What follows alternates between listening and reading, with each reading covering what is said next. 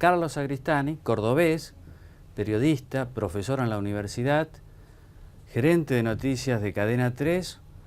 Es joven, pero ha cubierto ya muchísimas noticias en Córdoba desde los 70 para acá. Por lo tanto, Carlos, después de saludarte, agradecerte que estés con nosotros, nos gustaría saber cómo están siendo los días después en Córdoba, luego de esta ola de saqueos que comenzó la semana pasada precisamente en tu ciudad.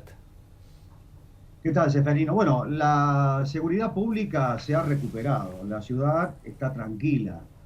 Esto es un cambio sustancial respecto de aquellas horas tan críticas que vivimos hace unos días, ¿no?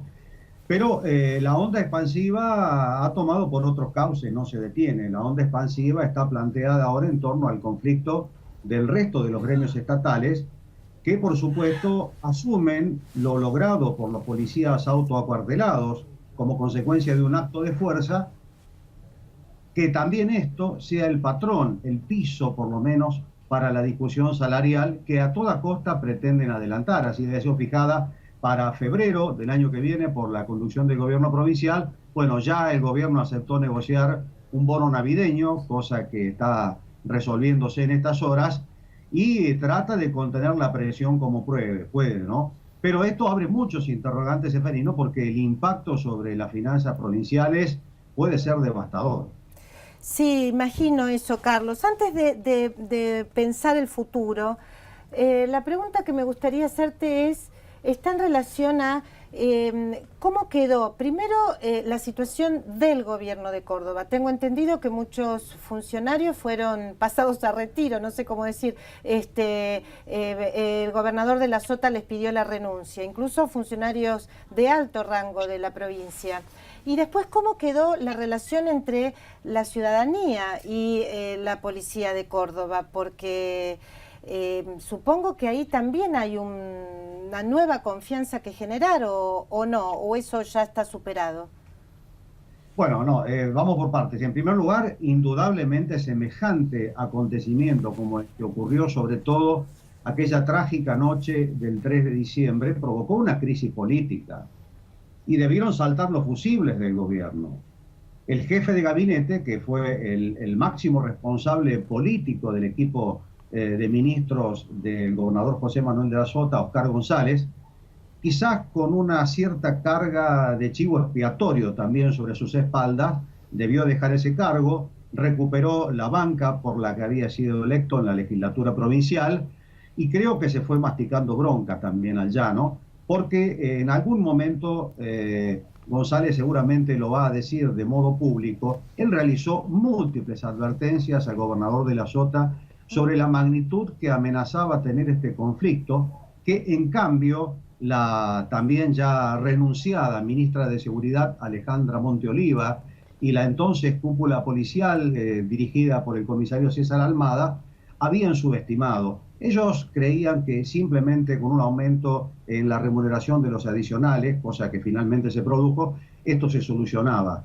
Y no fue así, porque el malestar era más profundo y porque además se encadenaron una serie de errores políticos que terminaron provocando la situación que terminó en el autoacuartelamiento policial. Bueno, esa crisis política nace de una muy poco comprensible imprevisión política de parte de un hombre como de la Sota, de aquilatada experiencia política, de reconocida sagacidad, que no tuvo el olfato suficiente, más allá de cierta mala información que recibió de una parte de su gabinete, para reaccionar de manera adecuada. Este es el dato principal. La responsabilidad política está en cabeza del gobernador, esto no cabe ninguna duda, y esta es la percepción que tiene la población. Pero saltaron los fusibles, hay un nuevo gabinete, y sobre el segundo aspecto que vos me mencionabas, justamente el flamante ministro de Gobierno y Seguridad de la provincia de Córdoba, Walter Sayek, dijo en su primera declaración que el vínculo de confianza entre la población y la policía está quebrado. Y realmente es así, llevará tiempo, sin duda, restablecerlo, ¿no? Ahora, en los saqueos hubo conflicto entre vecinos, ¿no? Vecinos que iban a robar a casas de otros vecinos, a casa del comercio del barrio. ¿Cómo quedó esa relación, ese quiebre social? Bueno, Seferino, yo creo que en definitiva esta gran zona liberada en la que se transformó sobre todo la ciudad de Córdoba aquella noche y que se presentó como una gran oportunidad para los saqueadores, una oportunidad signada por la impunidad, realmente lo que hizo fue poner al desnudo con toda crudeza una situación de fragmentación social, una crisis de valores, una crisis cultural que antecede a este disparador que fue el conflicto policial. Es verdad que lo puso en acto, lo que estaba larvado en potencia o que quizás solo se expresaba en manifestaciones aisladas de violencia urbana, que es muy intensa, ¿eh? El vecino que mata al otro tras una discusión, la pelea de tránsito que termina con un muerto. Esto es bastante frecuente, muy frecuente te diría, en los últimos tiempos en Córdoba. Pero esto, claro, fue una cosa masiva, ¿no? Y evidentemente deterioró mucho los vínculos. Hemos recogido nosotros aquí en la radio muchos testimonios de comerciantes que llorando nos decían, pero vinieron a saquearme los vecinos a los cuales yo les vendo al fiado. Bueno, esta es una realidad que el arzobispo de Córdoba, Monseñor Ñáñez, definió como la ruptura de la amistad social, esa amalgama básica de toda vida en comunidad que también va a costar mucho reconstruir. Esto sin dudas es así. Pero hay un punto que quería hacer, Seferino, si me permitís, y es que yo creo que Córdoba detonó una situación, que Córdoba fue el disparador, pero esta misma pólvora estaba esparcida por todo el territorio nacional y se encendió a poco que la chispa de Córdoba señaló el camino para que se manifestaran estas tensiones. Esto tiene que ver, como te decía, con una situación indudablemente de fragmentación social, de crisis de valores y también de agotamiento de un modelo de crecimiento económico inflacionario. Agotamiento que llega, como todos sabemos, por una larga experiencia histórica en la Argentina, cuando la inflación empieza a causar recesión y cuando el horizonte económico comienza a achicarse definitivamente, cuando la fiesta del consumo comienza a apagarse. Todo eso también está presente y está presente en la multiplicidad de conflictos hoy policiales, ya mañana de los empleados públicos y quizás más adelante de otros sectores importantes de la sociedad.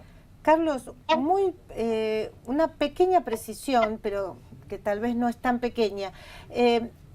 ¿Hay indicios o suposiciones de la intervención de personas o digamos, sectores que hayan provocado gente fuera de la provincia de Córdoba, que hayan provocado estas reacciones o no? Evidencias concretas de alguna operación política, como por allí se ha intentado sugerir, sobre todo desde el gobierno nacional, claramente, nosotros no las hemos podido advertir. Sí que actuaban bandas delictivas organizadas, eso sí, eso era evidente, pero realmente no se vio a militancia política trabajando u operando estas situaciones como pudo haber ocurrido en otros saqueos, por ejemplo en el conurbano bonaerense, en tiempos de la agonía del régimen de la Rúa, ¿no? No, nosotros no lo hemos podido advertir, por lo menos en las calles de Córdoba, ni tampoco en muchos otros lugares donde Cadena 3 llega, tiene sus propias emisoras y también sus propios periodistas, aquellos otros lugares donde se han repetido los conflictos policiales y los saqueos en las últimas horas, ¿no? Carlos, cuál está siendo el papel de la Iglesia en toda esta cuestión social, cuestión política? ¿Qué papel ha cumplido Ñáñez y su número 2, Torres? Bueno, ha sido un papel crucial para encauzar la situación.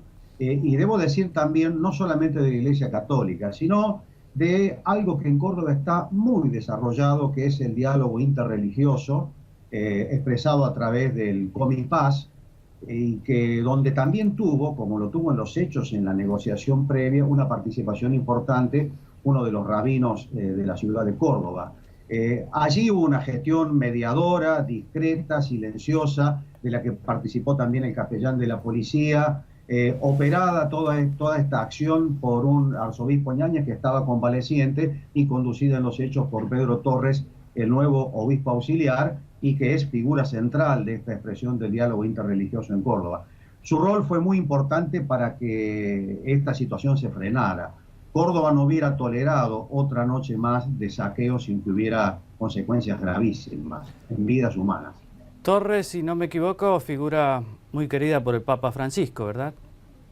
Así es un hombre con una llegada directa al Papa Francisco y fue un hombre que siguió aquella línea de trabajo que el entonces cardenal Bergoglio desarrollara en aquella conocida mesa del diálogo argentino en los tiempos convulsivos de 2001 y 2002 también, ¿no? Y bueno, y es lo que se siguió adelante en la diócesis de Córdoba a través de este denominado COVID Pass, que es un ámbito de discusión, de debate, de cooperación interreligiosa y con mucho trabajo y mucha acción social también.